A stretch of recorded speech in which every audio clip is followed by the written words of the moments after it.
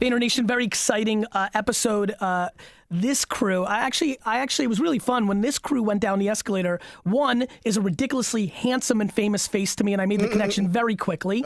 And the other is like, I'm like, wait a minute. Not as I had handsome. dinner with this dude like 3 years ago. He's a real entrepreneur. So I was super excited when they pitched. And it's been really fun. I actually got to see the preview of their episode. I haven't seen the final edits as this recording of this podcast goes. I'm going to allow them to introduce themselves. But in the hundreds of pitches, it was one of the more memorable ones for me. I remember quite a bit about it.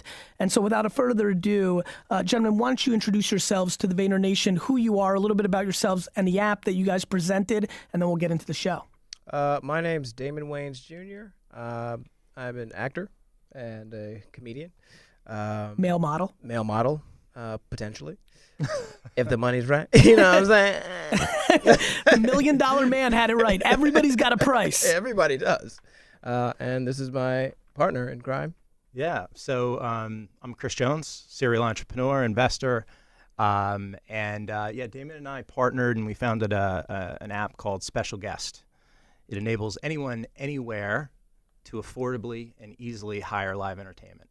I love it. So if I'm having a bar mitzvah, Yes. Oh, yeah. and I need some talent, and I'm not some superstar that's gonna fly in Drake to do it, I can go on the platform and find kind of Drake for a lot less. You can find the talent of Drake for a lot less. Yeah.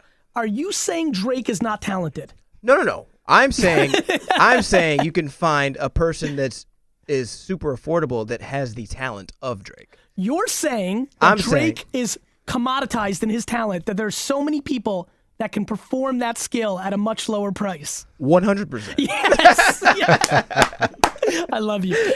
Kris, you are absolutely a serial entrepreneur. Yeah. You know, as I was, it's funny how your brain can do so many things. You guys are pitching, you're doing your thing. I'm like, I'm trying to win. Like, I have no other gear. I'm trying to get the best companies. Like, I'm thinking back to a lot of the smart things you said in that Upper East Side. I mean, I remembered everything about that meeting. What kind of experience as an entrepreneur and a serial entrepreneur has Planet of the Apps been? Like, from that Hollywood crossover, obviously you have a celebrity partner in this business. Has it been a fun journey? Was that enjoyable? Like, give me your 2-3 minute recap of the experience. Coming into it, Yeah. it's a bit of, we got a lot of work to do, but a bit of an unfair advantage to be able to launch an app on the Apple platform, right? With the backing of the show, with the backing of all of the publicity. So you guys were back at the pad before you came day one on set of like, we've already won. The exposure is real. Or were you thinking, okay, we know how they edit TV. We better get to the next round or we're going to get like a quick facial visual and we're not going to get shit from it. It was both, honestly. Yeah. We knew that, it could potentially go downhill. But once we got in, were you worried that us as mentors could have been cynical to the powerful last name that you had? Do you think that we could have taken the cliche like, you don't give a shit about this? Absolutely. Yeah. And I went in there expecting that. Yeah. I thought I don't think we really went that route. Not really. I mean, I feel like when it started going south, part of that had something to do with it. Yep. But that was from another actress. Yeah. So Yep. it was just an actor talking to another actor. So I couldn't really, Yeah, I get it. falter for that. Yep. For me, it was like first experience with this type of thing, and I was kind of learning on the fly. It was like I became smarter as the taping went on. I was like, I get it. Wait, I'm not an actor. I get to actually play myself. And when that clicked for me, I think viewers will see that in the show. I started to own the experience, and Damon and both of us really did. And we're like, you know what? All of his creativity. I mean, his background. I mean, he went to school to be an artist, right? All of my experiences, we started using them like pretty aggressively to do well on the show. Yeah, I think think that was an important part for me too, right? Yeah. Like I knew, like that was why I wanted to do it because it was zero act. That could have happened in that studio. That could have happened in my office. Yeah. Like I was just going to live it. I was going to give them on the production side nothing to edit. I'm not gonna lie to you. When I saw you on the show, I was like, oh my God, he's just like how he is on Instagram. As an aspiring entrepreneur, you grew up in a household that really understood entertainment at the highest levels. what has been the biggest eye-opener about entrepreneurship?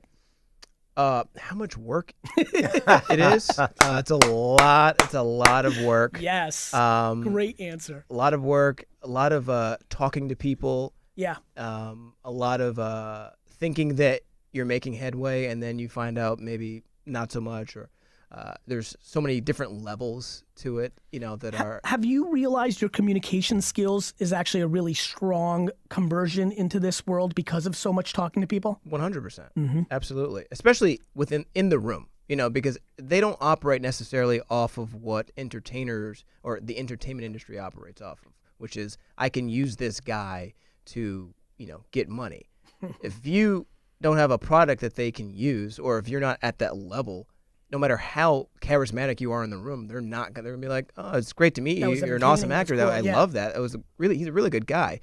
It's still early for us. Yeah. So we were hearing that, and it was just kind of like it was an amazing experience, Kris, yeah. what about what do you remember from staying up there before the escalator pitch? Were you guys kind of like very in your zone, talking to each other, focused on a pitch, or did you get to, and maybe after you were done because you had to stay there, get to know the other people that pitched that day? How was the vibe up there with the other 9 or 10 or 12 or 15 app developers? I mean, it was both. I mean, on the one hand, we were certainly making friends, but honestly, I've got this visual of Damon because he started our pitch going down the escalator, and he was rehearsing it, and like he took it really, really serious, and I kind of pictured him like, probably what he looks like right before he's filming a movie or doing stand up. But no, man, we took it really serious, and I think we did quite a bit of prepping, there in real time and then to get there. So, but also, that developer lounge was pretty kick-ass. I mean, there wasn't a lot of information about like when we were going to go. So there's the nervous energy. The suspense. Angst. The suspense was pretty intense. It was exhausting. And we were there for the entire day. I think that particular shoot that day was a good 12, 13 hours. And didn't we go like second or third to last? Yeah. Oh my God. We kept going. And then kind of like cooling down. And was it a bloodbath day, or were people getting picked? It was I think it was about 50-50 maybe. Yeah. 40% of the teams I think may have went through. And how was it to be in the circle? Like, what was that feeling like? Just being there and we're drilling with questions, like how? I don't know if you were there too, right? Here's a little fun fact. I don't know if this is a fun fact, but it's just a little observation I made. I could see what you guys were pressing on your.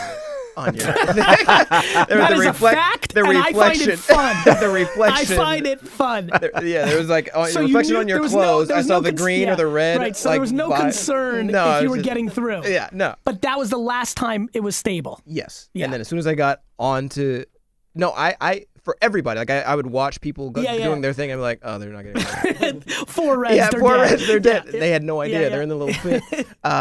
So yeah, when we got there, because we got all greens initially. Yes. And then we were like, me and him were like, oh yeah. Super simple. Crushing it. And then we got on there and it was going really well for a while. And then somebody said one thing. And then we spent a lot of time on red. I was like, oh, this is, we're done. And so on Parting Shots, there's a lot of aspiring entrepreneurs and app developers listening to my podcast. Kris, serial entrepreneur. Damon, obviously growing up in an entertainment environment, now going into entrepreneur land. What's your 1 to 3 bullets on, hey, keep this in mind, from me in the trenches, here's the thing that's real that I didn't expect. Give me 3 values to leave for everybody listening. Kris? Yeah, I mean, execution is bigger than your idea. So sometimes you romance your idea and you don't take action. Truth. App development is about taking an idea and actually fucking starting to develop it. Yep. Yeah. Second thing is that you can found an app from Podunkville, from Scranton, Pennsylvania, and appear on an Apple show, and you could build a $1 billion company. So I think sometimes entrepreneurs give reasons why they can't do something. As a real practical entrepreneur, are you concerned by how few people can actually build a $1 billion company? And do you believe that the thing that was in our blood has become so romanticized that a lot of people that shouldn't be entrepreneurs are jumping into the game? Man. I'm asking. I'm curious. I think that people have to fail on their own. Yep. So I'm cool with people taking the first step. The reality is, if they can't execute, they can't execute. The market is the market. There's a reason that successful entrepreneurs like myself, like yourself, become serial, because once we figure out how to actually get the job done and do it, it's not to say we're going to succeed every time, but there's a recipe. Yep. Success leaves clues, right? So, but anyway, that's my second. Yep. Damon? I only have one, which Please. is to listen and digest, and don't think you know everything, and to take that in and understand that not knowing everything is okay.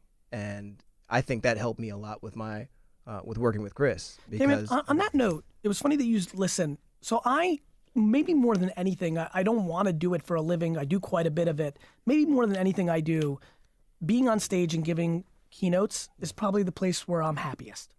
you look happy. I'm very happy up there. And it's interesting. I don't have a set, or like I don't know how to write, or I'm pretty much just kind of doing my thing. But listening is the reason I think I've done well in entrepreneurship and on stage. Like, I'm reacting to what they're reacting, and I build on that. Is that what you do when you do stand-up, or are you a little bit, like, how do you do it? Well, it's very interesting that you do that, because I noticed that about your talks, is that you're very you leave it open to the audience a lot. So you're honestly, it's like a conversation with a bunch of people. Yep. With me, when I do stand-up, it's more the closest thing I'll do to that is just reading the room. Yes. And knowing, like, okay, they don't like these kind of jokes, or I can sense it just walking in, knowing you can smell it. I can smell it. I can smell when they're tight. I can smell when they're ready to have a good time. What's the best stand-up you've ever had in your career? Like, do you have a night? Best yeah. stand-up? Like, is there a night where you were like, holy shit, this was like, or like something memorable? Like, it just felt. So for me, because I speak so much, some nights are just better than others. Yeah. It's the same thing. I mean, some days I'll do a hour-long set and get a standing ovation, and then I'll have another show an hour later, do the same set, and they're clapping at the end, but it's mainly because I'm done. So yeah. But yeah, so Do you honestly, love it? I love it. It is such a high. It's a definite high, especially when when you feel the audience understanding you, and like they're just going on that ride with you. Was it hard for you because of the brand of the last name and the family? I mean, fuck. Absolutely. I went my first year in stand-up. I went on under a different name just so I could get my bearings. You did. Yeah. But It did was people Kyle realize? Green. Were people like, "Fuck, dude, you look exactly like him"? Like, there's even. That's why I stopped. That's why I stopped saying the You name. were tricking Because like nobody. Like, halfway fuck you, they through trick- my set, they'd be like, "That's Damon Wayans' son. You look just like your damn dad." Stuff like that. So I'd have to just cut it out and be like, "All right, this is my name," and I embraced it. And I mean, I love it, man. I'm Scranton, Pennsylvania. Yeah.